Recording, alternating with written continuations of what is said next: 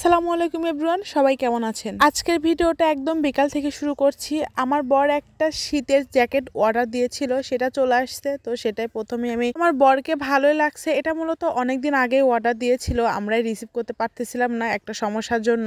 তো আজকে রিসিভ করলাম, আর এটা কিন্তু অনলাইনে খুবই ভাইরাল আর কম প্রাইস হিসাবে মোটামুটি অনেক ভালো। তো যাই হোক, এটা কিন্তু সকালের ভিডিও। সকালে ঘুম থেকে উঠে আমি সবকিছু ঠিকঠাক করে নিচ্ছি। সকালে ঘুম থেকে উঠলে এত বেশি কাজ করতে হয়, কি করে কি করব কিছুই বুঝতে পারি না। আমি কিন্তু প্রতিদিন রাত্রে ঘুমাতে যাওয়ার আগে সবকিছু গুছিয়ে তারপরে ঘুমাতে যাই, তারপরে সকালে উঠে আবারও গোছাতে হয়। কারণ আমার একটা গুণধর ছেলে আছে, সে সকালে ঘুম থেকে উঠে সবকিছু এলোমেলো করে আমাকে আবার গোছাতে হয়। ঘর তো 3-4 বার গোছাই দিনে। আর আমার রুম যদি একদম অগোছালো থাকে আমার মোটেও ভালো লাগে না, মনে হয় যে অনেকটা কাজ পড়ে আছে। তো যাই হোক, এদিকে কিন্তু আমার ঘরটা গোছানো শেষ, এখন টেবিল গোছাতে চলে এসেছি। আমার ঘরে আহামরি তেমন জিনিসপাতি নাই, যা আছে আমি চেষ্টা করি সবকিছু সুন্দর করে গুছিয়ে রাখার। আর এখন আমি ইচ্ছা করে জিনিসপাতি কিনছি না, কারণ এখান থেকে পোস্টিং হয়ে গেলে আমার অনেক বেশি কষ্ট হয়ে যাবে এগুলো টানা হেঁচড়া করা। এটা আমি থালাবাটিগুলো মেজে রাখছিলাম, এখন সবকিছু উপর করে রেখে দিচ্ছি পানি ঝরা। আমার সংসার জীবনে যত যা কিছু কিনা আমার কিন্তু খুব শখের, আমি খুব শখ করে কিনেছিলাম।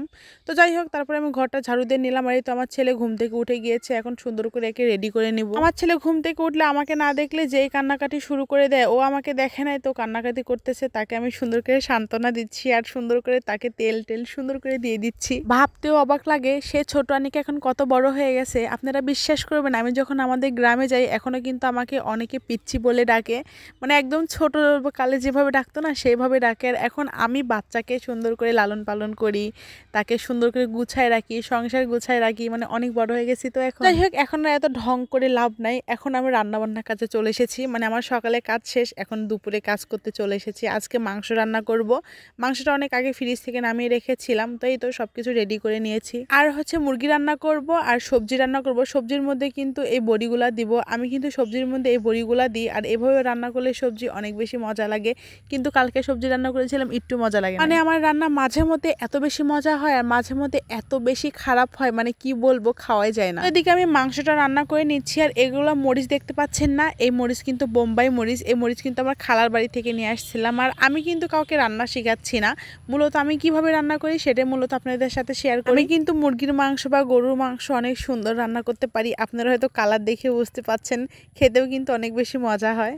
আসলে আমি যেগুলা খেতে বেশি পছন্দ করি সেগুলো রান্না করতে খুবই ভালো পারি, আর যেগুলো খেতে একদমই পছন্দ করি না সেগুলো রান্নাও করতে পারি না, মানে মজাও হয় না।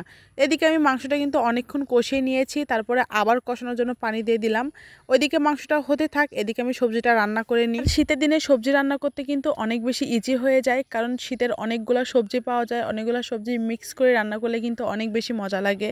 আমার ফ্রিজে অনেকগুলো সবজি ছিল, কিন্তু আমি শুধু 2-3টা সবজি দিয়েছি। বেগুন দিয়েছি, ফুলকপি, তারপরে সিম, পাতাকপি, আলু, মাটির তলে যে আলুগুলো হয় না সেই আলু। তারপরে মোটামুটি ভালো হয়েছে, যে আহামরি ভালো হয়েছে তা না। এখানে আমি চিনি দিয়ে দিলাম, আর সবজির মধ্যে সামান্য একটু চিনি দিলে কিন্তু আরও বেশি মজা হয়।